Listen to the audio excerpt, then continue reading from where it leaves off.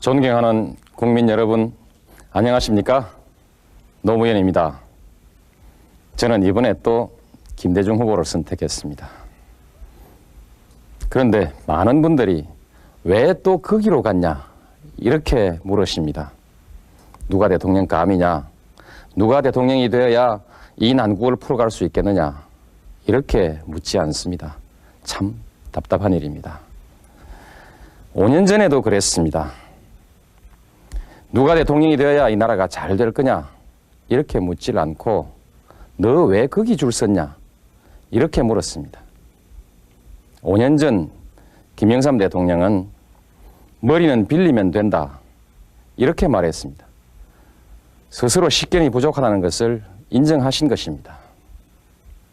저는 식견이 부족한 사람이 대통령이 되면 나라가 큰일이 날 거라고 간곡히 여러분들께 호소했습니다. 그러나 그분은 대통령으로 뽑혔습니다. 왜 이렇게 되었습니까? 우리가, 남이가 이 한마디 때문이었습니다. 그리고 5년이 지난 지금 이 나라는 엉망이 되고 말았습니다. 그런데 이번 선거에서 또 우리가, 남이가 이런 얘기를 하고 다니는 사람들이 있습니다. 이렇게 하고도 이 나라가 잘 돌아갈 것 같습니까? 경제 위기가 풀릴 것 같습니까? 참 걱정스럽습니다. 김영삼 대통령은 야당을 하다가 어느 날 갑자기 여당으로 가버렸습니다. 권력에 줄 서서 지역 감정 이용해서 대통령이 될 수 있다는 그런 계산 때문이었습니다. 저는 당시 대통령이 되겠다는 생각 하나만으로 원칙도 소신도 없이 야당하다가 여당 들어가 버린 그런 분이 대통령이 되면 나라가 큰일 날 것이라고 여러분들께 간곡히 호소했습니다. 그러나 많은 국민들은 우리가, 남이가 이 한마디로 그를 대통령으로 뽑아주었습니다. 이회창 후보는 법치 아니면 문민정부가 아니다. 이렇게 말하면서 김영삼 대통령과 헤어졌습니다. 그것은 김영삼 정권을 민주적이고 개혁적인 정부로 인정할 수 없다는 그 인식을 분명히 한 것입니다. 그 이 소신 있고 용기 있는 행동을 보고 많은 국민들은 그를 개혁적이고 민주적인 새로운 지도자로 생각했고 그래서 지지와 성원을 보냈습니다. 그리고 대쪽 총리라는 명예로운 이름까지 붙여주었습니다. 그러던 그가 대통령 선거를 2년 앞두고 어느 날 갑자기 김영삼 대통령을 만나더니 다시 민자당으로 들어가 버렸습니다. 김영삼 후보는 노태우 대통령에게 매달려서 그의 도움으로 대통령 후보가 되었습니다. 후보가 되고 나서는 자기는 노태우 대통령과는 아무런 관계도 없는 사람이고 민자당은 민정당과는 전혀 별개의 정당인 것처럼 그렇게 행세했습니다. 노태우 대통령과 민정당의 후계자라는 것이 선거에 결코 도움이 되지 않는다는 그런 계산이었습니다. 이회창 후보도 김영삼 대통령의 도움으로 후보가 되었습니다. 그 역시 후보가 되고 나서는 김영삼 대통령이 선거에 도움이 되지 않는다는 계산으로 오늘의 이 위기 사태에 대한 모든 책임을 김영삼 대통령에게 뒤집어 씌우고 있습니다. 그리고 한수를 더 떠서 당 이름까지 한나라당으로 바꾸어 버리고 자기도 그리고 한나라당도 아무런 책임도 없다는 듯이 행동하고 있습니다. 5년 전 김영삼 후보와 닮아도 너무 닮았습니다. 원칙과 소신을 버리고 권력에 줄을 선 것도, 표에 도움이 되지 않는다고 정치적 후견인을 버리고 구박하는 것도, 우리가, 남이가 이렇게 지역 감정을 부추기는 것도, 김영삼 씨를 대통령으로 만들었던 김윤환 씨와 최백열 씨가 5년이 지난 지금 또다시 이회창 후보의 선거 사령탑으로 나서고 있는 것도 모두 5년 전 그대로입니다. 만일 이들이 소위 그들이 말하는 대로 정권 재창출에 성공한다면 이 나라의 5년 후가 어떻게 될지 정말 걱정입니다. 이번만큼은 우리 유권자 여러분들이 달라져야 합니다. 우리는 우선 경제부터 살리고 봐야 합니다. 누가 자질과 능력이 있는지는 여러분들도 잘 알고 계시지 않습니까? 여러분들도 TV 토론을 보셨지 않습니까? 정치는 정당이 하는 것입니다. 후보 바꾸고 총재 바꾸고 당 이름 바꾼다고 달라지는 것은 아닙니다. 한때는 김영삼 대통령과 민주계가 민자당을 완전히 접수한 것처럼 보이기도 했습니다. 그래서 김영삼 대통령의 북방 정책도 개혁 정책도 모두가 그의 뜻대로 잘 돌아갈 줄 알았습니다. 그러나 결과는 모두 실패하고 말았습니다. 지금 모든 사람들은 그 실패의 원인이 오로지 김영삼 대통령의 무능 때문이라고만 생각하고 있습니다. 그러나 민자당 내의 560 세력들이 김영삼 대통령의 개혁 정책에 대해서 사사건건 발목을 잡지만 않았더라면 실패하더라도 이렇게 처참하게 실패하진 않았을 것입니다.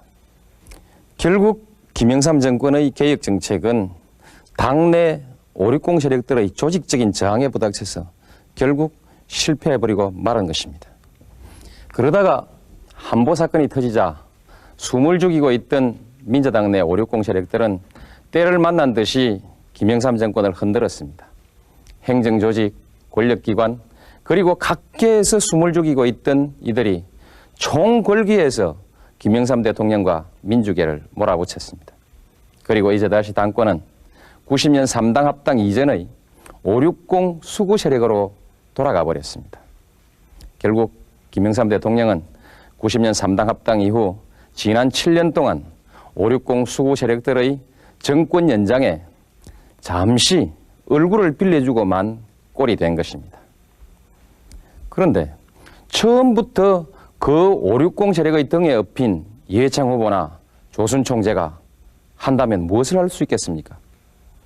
그래도 김영삼 대통령은 정치에는 산전수전 다 겪은 정치 구단이라고 했고 오랜 야당 생활 속에서 똘똘 뭉쳐졌던 30년 동지들이 있었기 때문에 그나마 개혁을 한답시고 한번 해볼 수는 있었습니다. 그러나 이회창 후보, 조순 총재는 김영삼 대통령만한 정치 경험도 없고 조직도 없습니다. 560 수구 세력의 월급쟁이 사장 이상 아무것도 아닙니다. 결국 이번에도 이회창 후보가 당선된다는 것은 민정당, 신한국당, 한나라당으로 이어지는 560당의 정권 연장을 의미하는 것입니다. 이회창 후보는 깨끗한 정치 그리고 정직한 정치를 얘기합니다. 그러나 이회창 후보는 그런 말을 할 자격이 없습니다.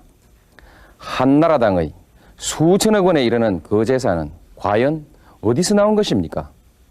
과거 군사정권 시절, 바로 민정당 시절 총칼로서 국민을 위협하고 세무사찰로 국민을 협박해서 긁어모은 부정한 재산 아닙니까? 바로 부정축제한 부정재산입니다. 어떻게 보면 작물이라고 얘기할 수 있는 것이죠. 이렇게 물려받은 호합한 당사에 앉아서 자신들은 엄청난 정치 자금을 펑펑 쓰면서 거기에 비하면 10분의 1도 안 되는 야당의 정치 자금에 시비를 걸어보겠다고 남의 계좌를 뒷조사하는 이런 치사한 짓을 하고 있는 사람이 어떻게 깨끗한 정치, 정직한 정치 이런 얘기를 할 수 있습니까? 지도자가 되려는 사람은 우선 당당하고 공정해야 합니다. 그것이 생명입니다. 이회창 후보도 우리 경제를 살려내겠다고 장담하고 있습니다. 그러나 그것은 불가능한 일입니다. 이유는 두 가지입니다. 하나는 한나라당이 560 수구 세력의 정당이라는 것이고 하나는 이회창 후보의 그동안의 경험이 이 경제 난국을 풀어나가기에는 적당하지 않다는 것입니다. 지금 우리 경제가 이렇게 어려워진 것은 김영삼 대통령의 무능 때문이기도 하지만 그러나 더 큰 이유는 외국의 일부 언론과 IMF 조사단도 지적했듯이 관치경제 그리고 정경유착, 재벌경제가 그 원인이라고 합니다. 이러한 경제구조는 바로 560 시절의 기득권 세력들이 만들어 놓은 것입니다. 이들은 우리 경제의 체질 개선과 구조조정을 반대해왔고 민정당, 민자당, 신한국당은 지금까지 바로 이들의 이익을 대변해왔습니다. 바로 신한국당이 이름을 바꾼 것이 한나라당입니다. 결국 한나라당은 오늘의 이 경제 위기를 초래한 주범입니다.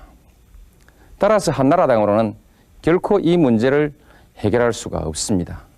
우리 여기에서 한나라당을 이렇게 부르면 어떨까요?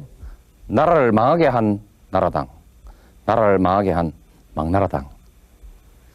결국 정경유착과 재벌 경제의 원조들에게 나라 경제를 다시 맡긴다는 것은 고양이한테 생선 가게를 맡기는 꼴이 되는 것 아니겠습니까?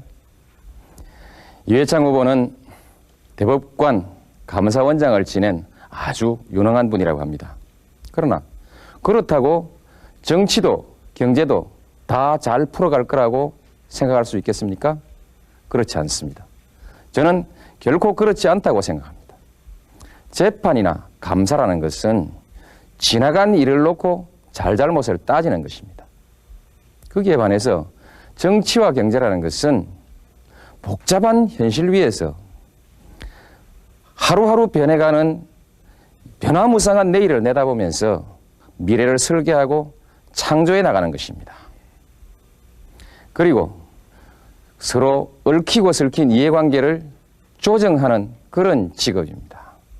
따라서 모든 일을 융통성 없는 법의 잣대만 가지고 재단만 하던 그런 경험을 가지고는 결코 풀어갈 수 없는 일입니다. 지난 21일 저녁 경제위기 극복을 위한 각 당 후보와 총재들의 청와대 회동에서 이회창 후보는 대통령의 에이펙 회의 참석을 반대했다고 합니다. 어차피 경제가 부도가 나서 외국의 도움을 받지 않으면 안 될 사정이라면 돈 빌려줄 사람들을 만나서 부탁도 하고 설득도 하고 그렇게 해야 될 일입니다. 그런데 기왕에 열기로 되어 있는 이 국제회의조차 참석하지 말라고 했다고 하니 그게 무슨 말입니까? 경제와 외교에 대한 이런 정도의 인식 수준을 가지고 어떻게 이 어려운 경제난국을 풀어나가겠다는 것입니까? 경제가 위기에 빠지니까 위기를 극복하기 위한 여러 가지 방안들이 나오고 있습니다. 그런데 하나같이 선진국의 예를 들면서 사람을 잘라내는 계획이 그 중심이 되고 있습니다. 그러나 실업수당이 잘 보장되어 있는 선진국과는 달리 우리는 그야말로 대책 없는 실직을 당해야 됩니다. 직장을 잃은 사람들은 어떻게 살아갈 것인지 정말 걱정이 아닐 수가 없습니다. 이런 시기에 만일 이회창 후보가 대통령이 된다면 우리 서민들은 어떻게 될까요? 이회창 씨는 좋은 가문에서 태어나서 온실에서 귀공자로 자랐고 그야말로 운이 좋아서 20대 고시에 합격해서 그때부터 지금까지 계속해서 영감님으로만 대접받고 살아왔습니다. 시험 한 번 떨어져 본 일도 없고 선거 한 번 떨어져서 기죽어 본 일도 없습니다. 그야말로 특권층이라고 하면 좋을까요? 그래서 자기 아들만은 군대에도 못 보낸 것 아닐까요? 이런 사람이 우리 서민을 위해서 무엇을 해줄 수 있겠습니까? 이런 사람이 대통령이 된다면 우리 서민들은 어떻게 살아갈 수 있겠습니까? 참으로 걱정스럽습니다. 저는 14대 총선에서 부산에서 허삼수 씨에게 떨어졌습니다. 그리고 95년 부산시장 선거에서는 문정수 씨에게 또 떨어졌고요. 노무현이 당선되면 김대중이 대통령 된다. 이 한마디로 선거는 끝나버렸습니다. 지난해 15대 총선에서 우리는 민주당 소속으로 삼김청산과 세대교체의 깃발을 올렸습니다. 그러나 결과는 참패였습니다. 지역바람에 침몰하고 만 것입니다. 결국 우리는 이 뼈아픈 실패를 통해서 새로운 정치도 그리고 정치개혁도 지역감정이 먼저 해결되지 않고는 결코 불가능하다는 사실을 알게 되었습니다. 그런데 이제 이번에는 한나라당이 다시 삼김청산의 깃발을 들고 있습니다. 그러나 그들이 들고 있는 이 깃발은 결국 560 세력들의 정권 연장을 위한 호남 따돌리기를 다시 한번 해보자는 지역감정의 선동 그 이상의 아무것도 아닙니다. 지역감정 정말 이대로는 안 됩니다. 물론 지역감정 걱정하지 않는 분은 없는 것 같습니다. 그러나 문제는 자기 지역의 지역감정에 대해서는 문제 삼지 않고 항상 다른 지역의 지역감정만 문제를 삼는 데 있는 것입니다. 이제 이 망국적인 지역감정을 해결하려면 서로가 양보해야 합니다. 부산 출신의 김정길 의원 그리고 저 노무현 89년 야당 통합운동을 시작한 이래 줄곧 야당을 지키면서 그리고 지역주의에 맞서왔습니다. 제 생각으로는 모든 정치인이 이렇게만 한다면 지역감정 문제는 해결될 것이라고 봅니다. 그러나 우리는 내리 3번씩이나 떨어졌습니다. 이상 더 정치인으로서 살아남기가 어려운 상황에 처해 있습니다. 어떤 정치인에게 이 어려운 결단을 요구할 수 있겠습니까? 이제 유권자 여러분들께서 결단을 내려주셔야 합니다. 그리고 이번에는 영남의 유권자 여러분들께서 양보하실 차례입니다. 물론 호남이 90% 이상 똘똘 뭉쳐있는 것은 사실입니다. 그러나 대구 경북 지역은 31년간 정권을 잡아왔고 부산 경남도 30년 야당 지도자 김영삼 씨를 대통령으로 만들어 보았습니다.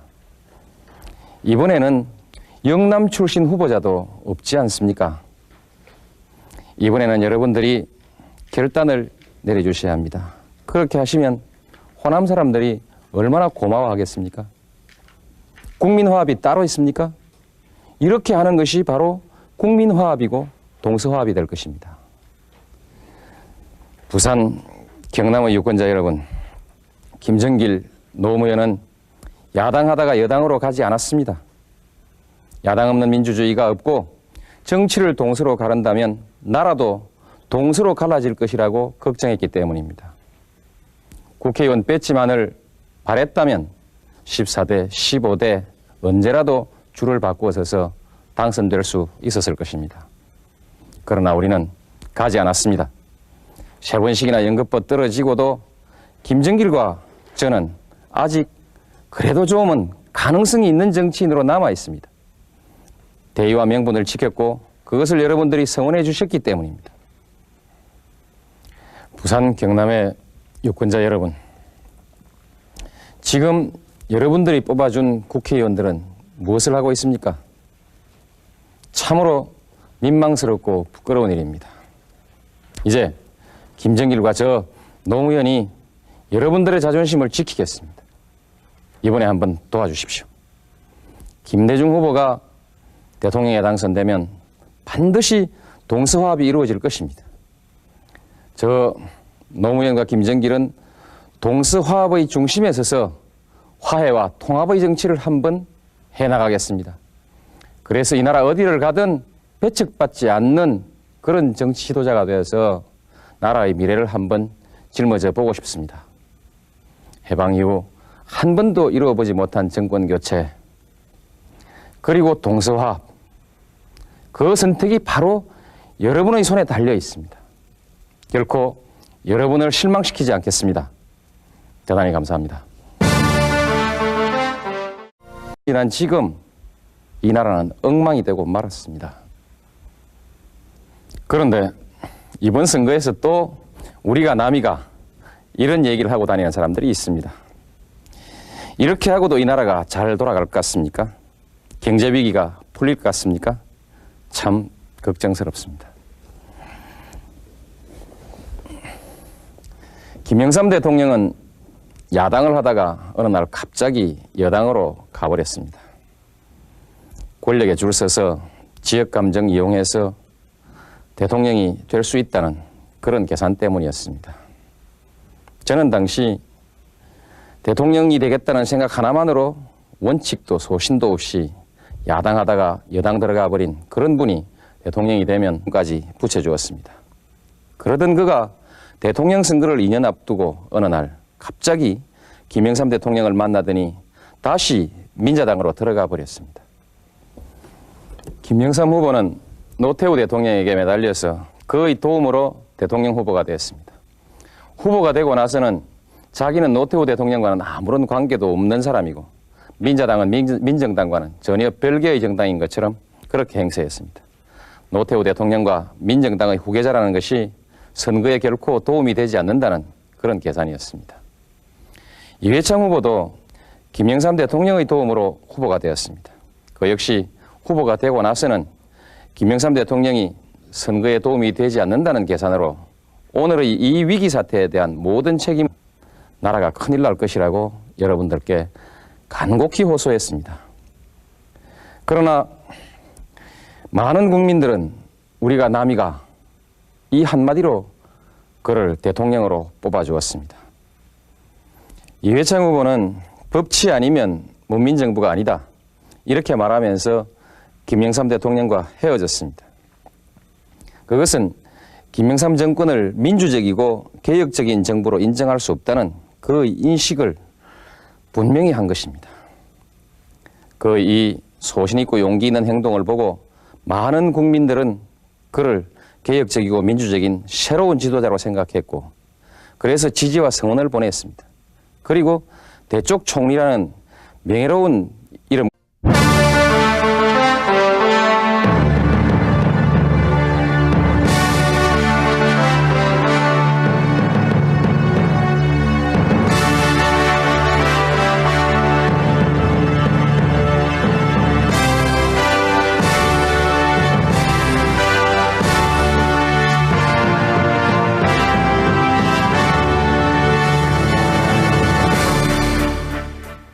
존경하는 국민 여러분, 안녕하십니까? 노무현입니다. 저는 이번에 또 김대중 후보를 선택했습니다. 그런데 많은 분들이 왜 또 그 길로 갔냐, 이렇게 물으십니다. 누가 대통령 감이냐? 누가 대통령이 되어야 이 난국을 풀어갈 수 있겠느냐? 이렇게 묻지 않습니다. 참 답답한 일입니다. 5년 전에도 그랬습니다. 누가 대통령이 되어야 이 나라가 잘 될 거냐? 이렇게 묻질 않고 너 왜 거기 줄 섰냐? 이렇게 물었습니다. 5년 전 김영삼 대통령은 머리는 빌리면 된다, 이렇게 말했습니다. 스스로 식견이 부족하다는 것을 인정하신 것입니다. 저는 식견이 부족한 사람이 대통령이 되면 나라가 큰일이 날 거라고 간곡히 여러분들께 호소했습니다. 그러나 그분은 대통령으로 뽑혔습니다. 왜 이렇게 되었습니까? 우리가, 남이가 이 한마디 때문이었습니다. 그리고 5년이